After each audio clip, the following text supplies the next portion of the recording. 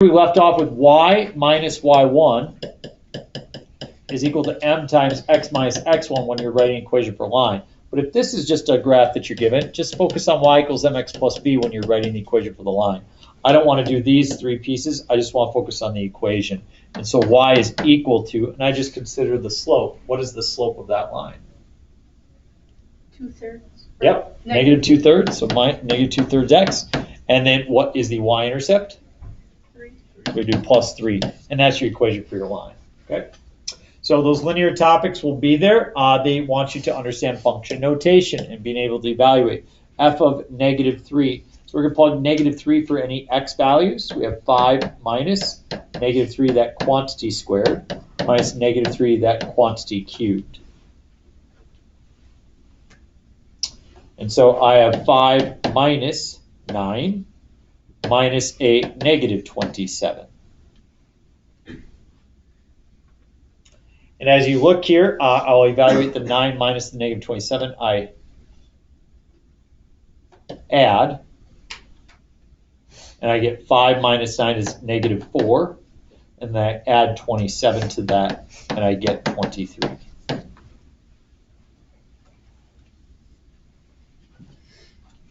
Another thing you're going to be asked to do is be able to convert units. So we have a bicycle traveling at a speed of 20 feet per second. What is the speed in miles per hour?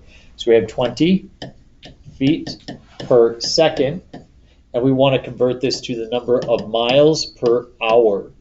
I think that you guys established a little bit of a basis for this in your chemistry class, your units of conversion. Mm-hmm. So I need a relationship for feet and miles and a relationship of hours and seconds. What is the relationship of feet and miles? 5,280. Good. So I have 5,280 feet is equal to 1 mile. Which one goes on top? Which one goes on bottom? Feet goes on bottom. Why? To cancel out the feet. Yeah, you want the feet to go away. You want miles left on top. So we put 1 mile on top. And we put 5,280 feet on the bottom.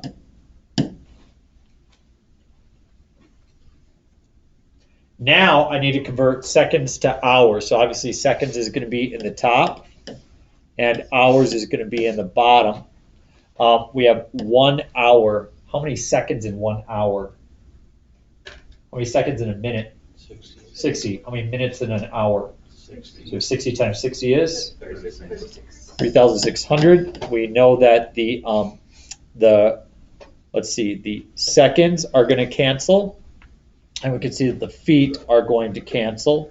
So you end up with miles over hours, and it's 20 times 3,600 divided by 5,280. And Gunnar is computing that. He already computed in his brain, and now he's checking his answer via his calculator, and he got 13 point.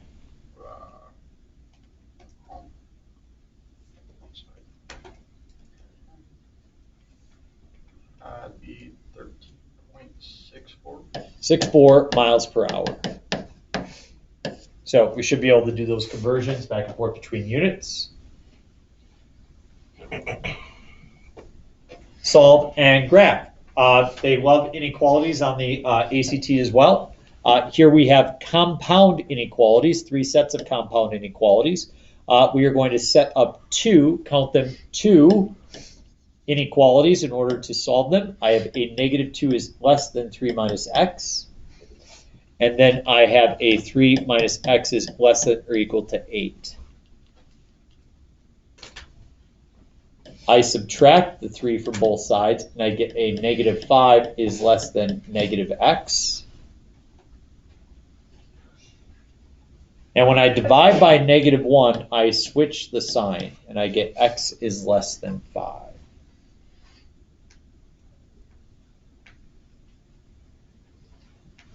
The other side, I subtract 3. I get negative x is less than or equal to 5. I divide by negative 1, x is greater than or equal to negative 5. So we can see as you plot this result, as we graph it, we have both our negative 5 and our positive 5. Obviously, we have a closed circle on negative 5. We have an open circle on 5. Do these arrows come together or do they go apart? Together. They do come together. This is a conjunction right here. This is not a disjunction, it's a conjunction. These two are absolute value inequalities. What I would like you to do is to go ahead and I'd like you to set up two inequalities. See if you can set up the two inequalities and then decide, is it going to be a conjunction or a disjunction? Conjunction or a disjunction, and why? Don't go through and actually solve it. Just set it up and then decide which one it would be. Go ahead, take about 40 seconds.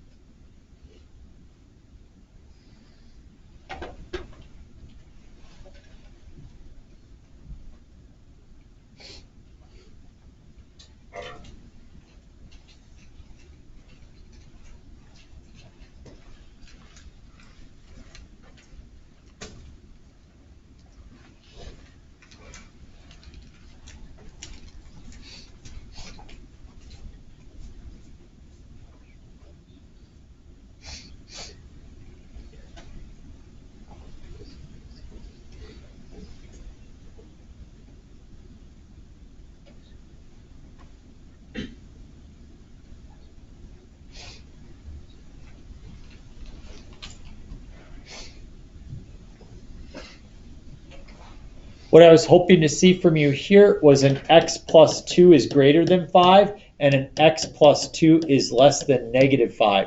Remember, you switch the sign and you switch the sign. So this would be 2x plus 4 is less than 10 and 2x plus 4 is greater than negative 10. Those are the two that you set up. Do you know if is the first one going to be a conjunction or a disjunction? When you have an absolute value inequality, you can look at the sign and remember this is a great or than sign. So I think of greater than, so I see the or, so I say it's a disjunction. They are going to go apart from each other. Whereas in this situation, this is a less than. So you could go ahead and solve both inequalities and figure out whether it's going to be a conjunction or a disjunction. But when it comes to an absolute value one, you can look at this and say less than, so it's going to be a conjunction. They're going to come together. It's a little bit of a trick. Why does the and tell you it's a conjunction? So just ors go apart, Oh, ands and. come together. Yep. Yep. Find the solution. Quadratics should be able to find solutions to these basic examples here. What is the solution for x in the first one?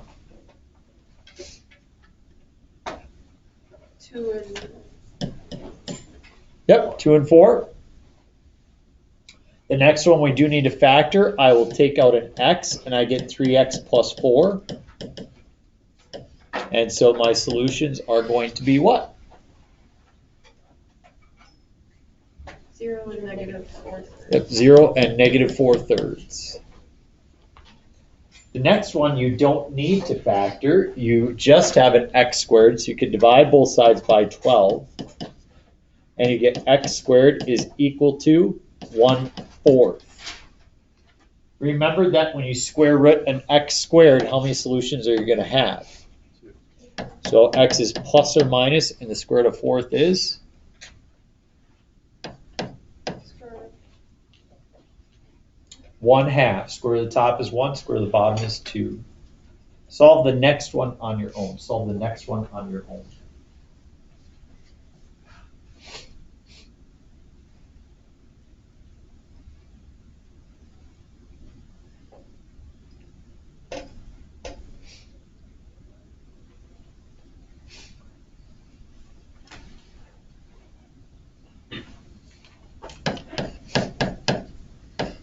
Gina, what were you doing out of class last hour? We were trying to figure out like our study hall because of the first year experience. Like since we can't do that anymore, we wanted to get switched to a study hall, and the study hall was full, so we were trying to find the teacher to figure it out. Oh, all right. If you ever just want to camp out in my calculus classroom, you can. X is -6 and +4. Everybody got it? Cool. Let's flip it over. A lot of this stuff you know quite well. Use square roots. Can you add those two square roots? What do you have to do first? Yeah, make the radicand the same. So I have 2 roots of 9 times the root of 2. and then I have 3 times the root of 25 times the root of 2. So we want to add two radicals together, make sure that the radicand is the same. Radicand means the number underneath the square root. Square root of 9 is 3 times 2 is 6, so I have 6 roots of 2, plus square root of 25 is 5 times 3 is 15 roots of 2. If you add that together, you get 21 roots of 2. Am I allowed to multiply radicals? Yes. Yeah, absolutely. So we're going to multiply those together. 4 times negative 3 is negative 12. And 2 times 6 is also 12. Am I done? No. Nope. Square root of 12, I reduce to root of 4 and root of 3.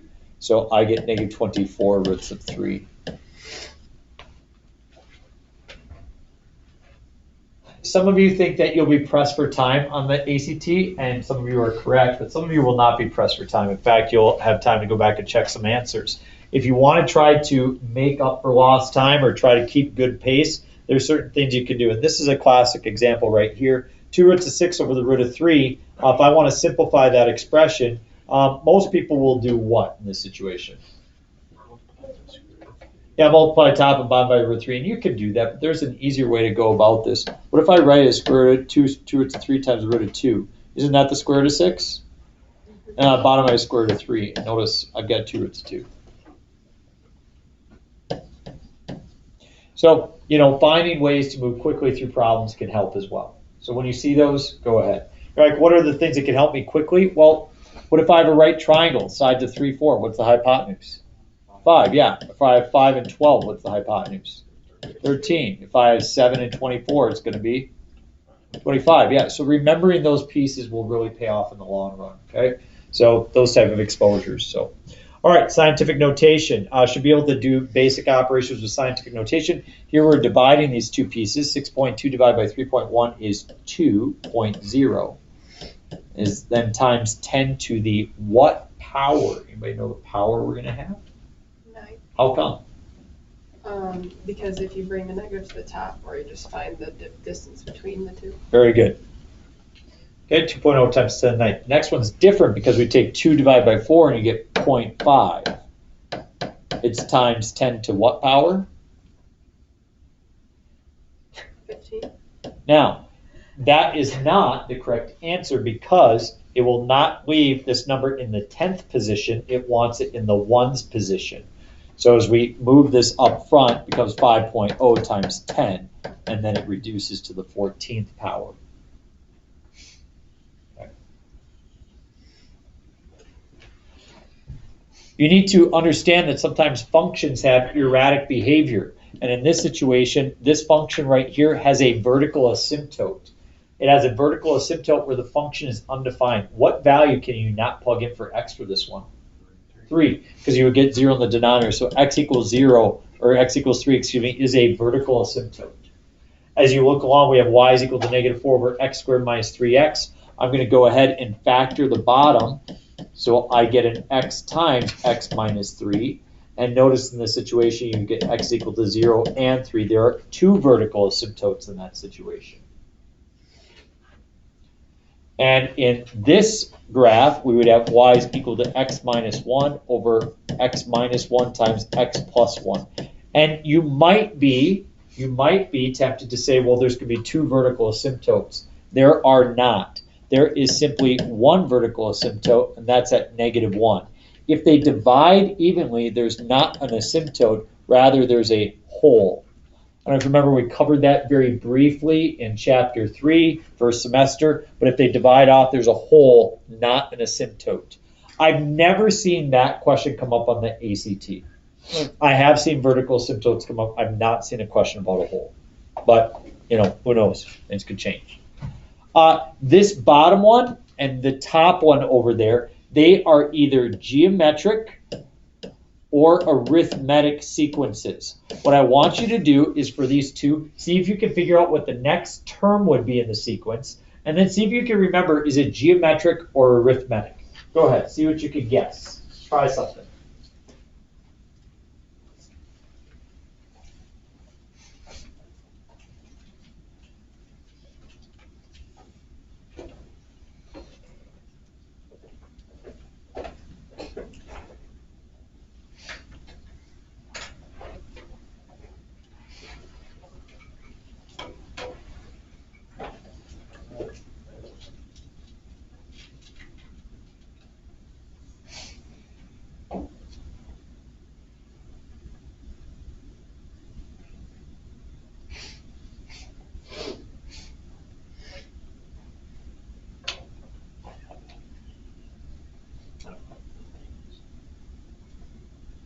Yes, if you talk about Albert Einstein, something I'd like you to consider, I'd like you to try to find out what his high school experience was like.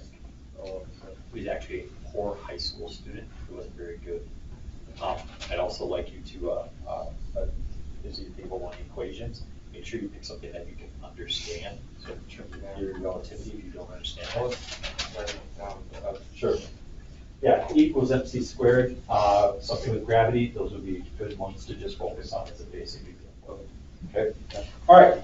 What is the next term in this scenario here? 162. How'd you get it? Times it by 3. So it's geometric because you are multiplying by 3. Geometric means you multiply by a constant ratio. Whereas the next one up here, the next term is going to be what? And that is arithmetic because you are adding a negative 15 every time. Arithmetic is where you're adding a common number, and geometric is where you're multiplying, yes. What is the one where you look at like the second difference? So in that situation, suppose that we had, okay. So suppose that you had these terms, 3, 8, 13, 18, 23, so on and so forth. We would say that this is linear because these have a constant difference, but these are corresponding with x values. So this would be the y values. Above you would see the x values 1, 2, 3, 4, 5.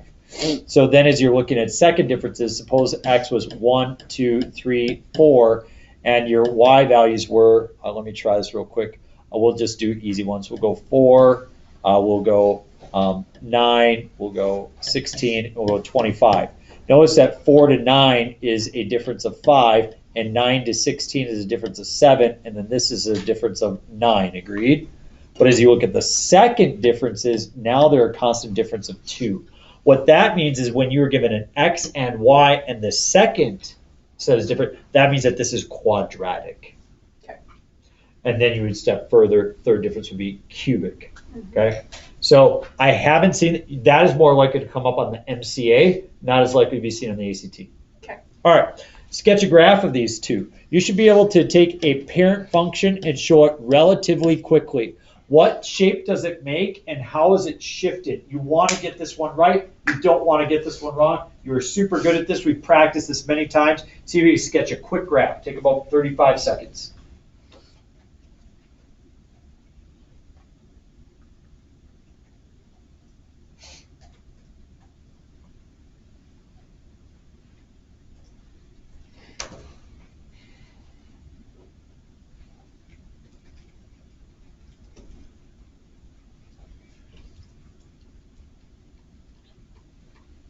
Five, four, three, two, one. The first one should be a parabola. You should be shifted right 4 and down 3. I'm looking for right 4 and down 3.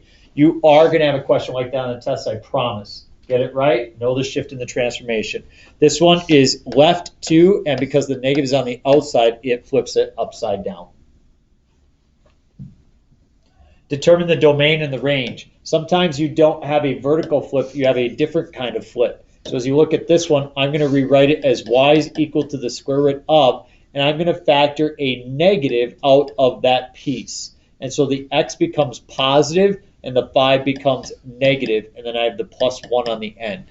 So as you glance at this function, okay, notice the horizontal shift is right 5. Because the negative is on the inside, it flips it horizontally. Remember, inside is horizontal, outside is vertical. That's a piece to remember. So, as I draw this, I go right 5, and then I move, and I go up 1, and it's reflected back that way. Once you have the graph drawn, it's easy to determine the domain and the range. We would say, well, the domain is going to be all the available x values, which would be from negative infinity to positive 5 with a bracket. The range is going to be from positive 1 to infinity. Now, suppose that you didn't know what the graph looked like. Okay, Brian's on the test. He's like, they're asking me the domain. I got to figure out what to do. I can't remember what the graph looks like. Like I'm just having a brain fart, right? You ever get put in that spot where you're like you're putting on a spot. You're like, oh, my brain ain't working right now, right? And that happens especially when you're time in the ACT. Maybe you remember this though. You're saying, hey, I know that I can't take the square root of a negative. So I'm going to say 5 minus x is going to be greater or equal to 0. Do you remember us setting up that situation in class? We subtracted 5. We got negative x is greater or equal to negative 5 divided by negative x is less or equal to 5.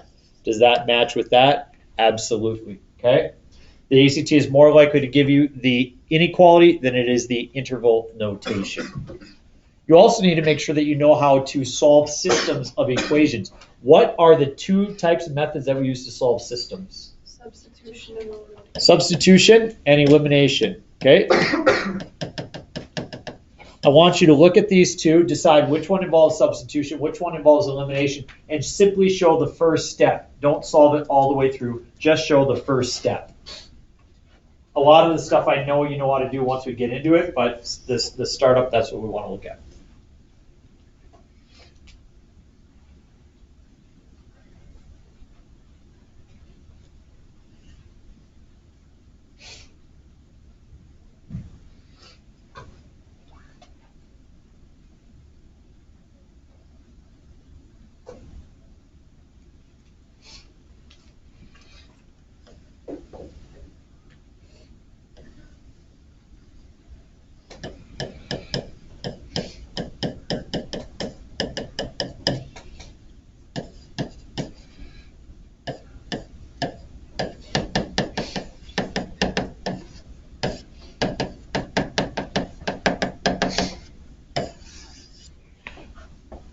Okay, so I say that the top one is substitution because it says y equals. We drop that 2x plus 1 in right there, and then you could solve. And then the next one is the elimination. I multiply the top one through by 2. I would then add those together, and I would get 11y is equal to 11 and solve from there.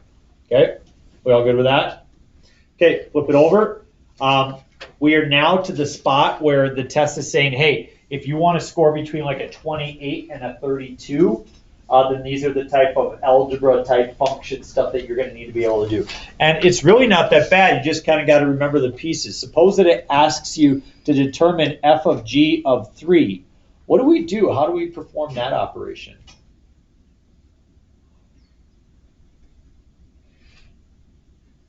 G of 3 and then f of that. Yep, drop 3 into g. So we have if you plug 3 in there, you get g of 3 is equal to 12. And then you take that 12 and you then plug it in for f. And you get 2 times 12 minus 1. So 24 minus 1 is 23. This one does not have a number. It just says f of g of x. On your own, try to determine a rule for f of g of x. See if you can do that. Take 35 seconds to think that through.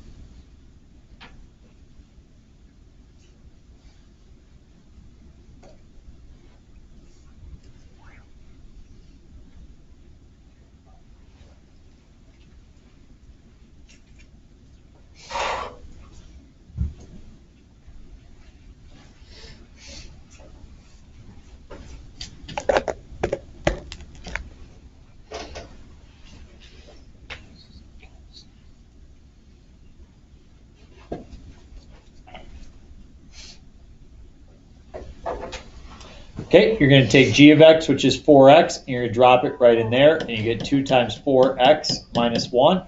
So you get 8x minus 1 in that situation. That's your rule.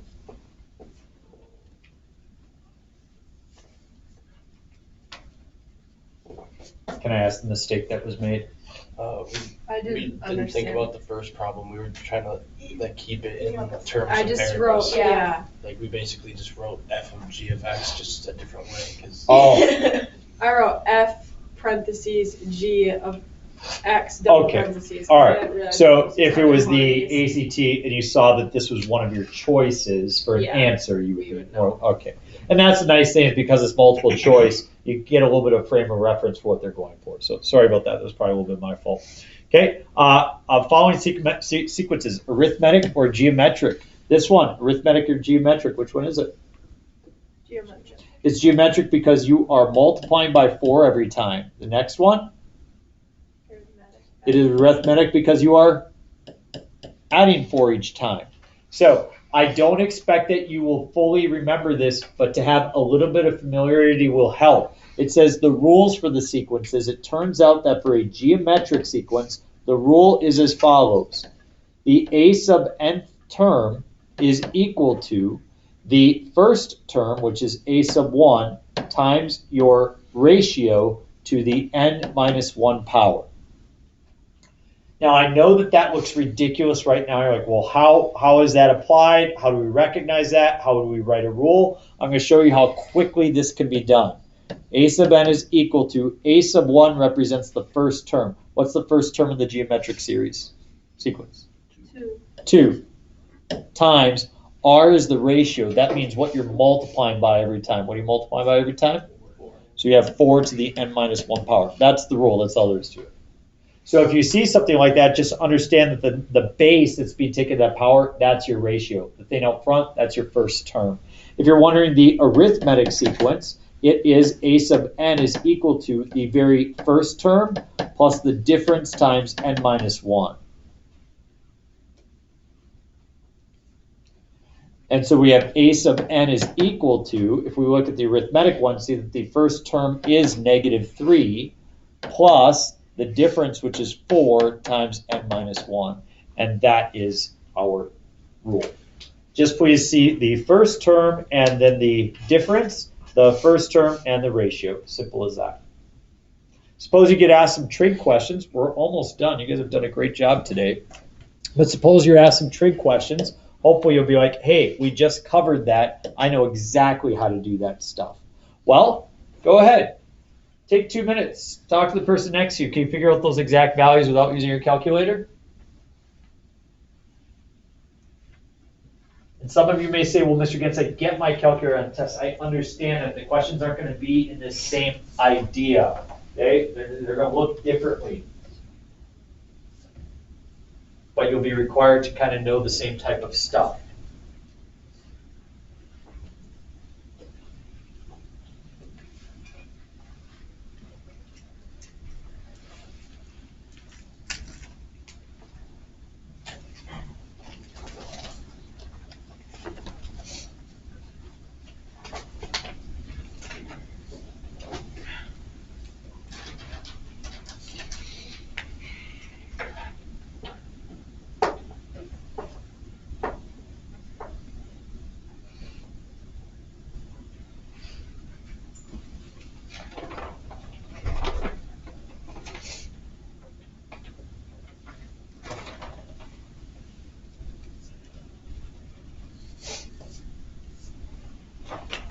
All right, what's the sine of 30?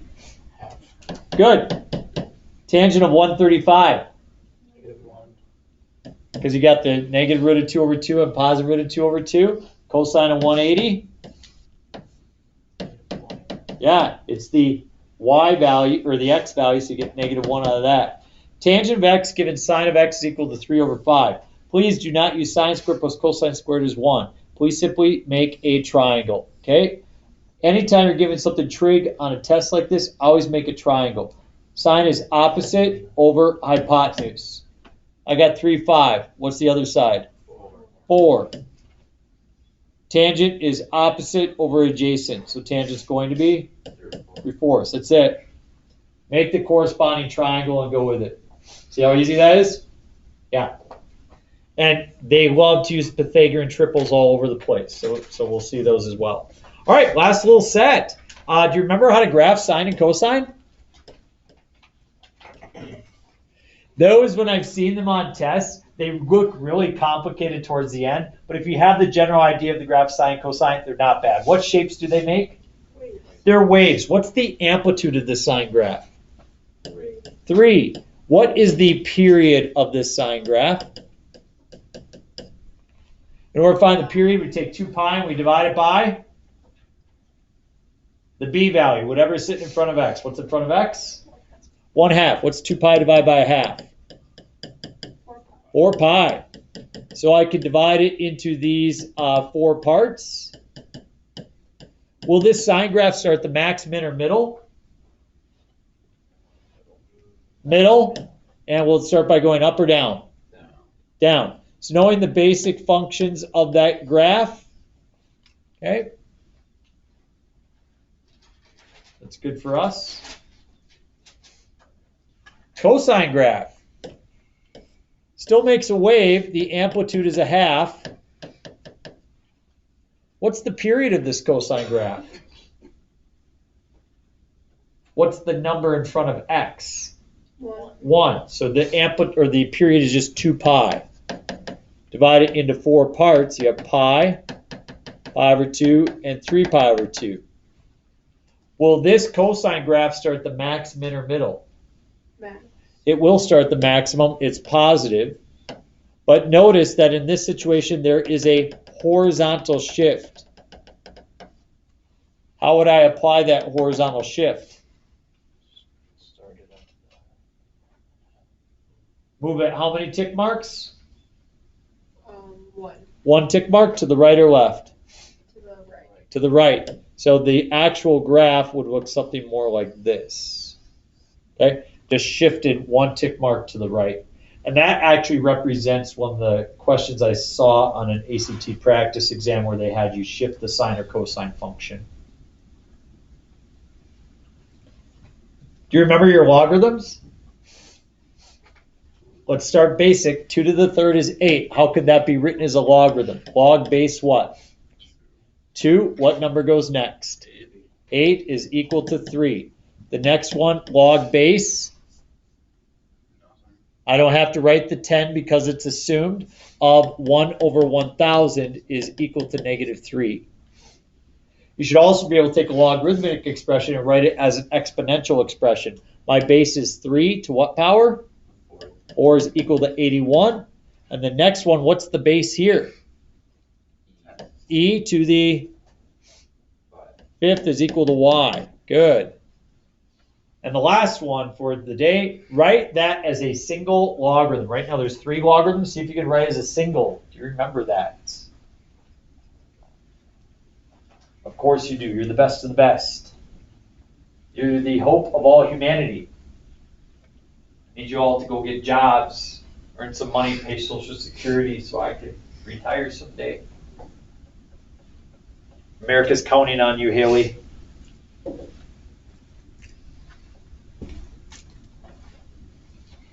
Reckon America's counting on you. Bring the mullet back. Bring the mullet back. Brian's got one too. I know, well, he just copied you. I know. Yeah. He wouldn't have done it if you wouldn't have done it. Well, that's probably why he skipped school yesterday. His mullet wasn't. He don't want to be shamed. I like that. So just to be clear, I thought you had a legit reason for you gone. She said she thought you were home playing Fortnite. No, That that's is not- actually the opposite of what she said. Uh-huh. He watched the video. No, I didn't. How did you know that? Because you told me. Or no, Callie told me you were playing Fortnite. I was playing Fortnite. Kai Brownlee? Yeah. Did she watch the video? I don't know. Callie sometimes listens into our 7th hour conversations, I guess. Yeah, kind of weird. Callie. You should see that girl. Stop. You guys know she broke her elbow, right?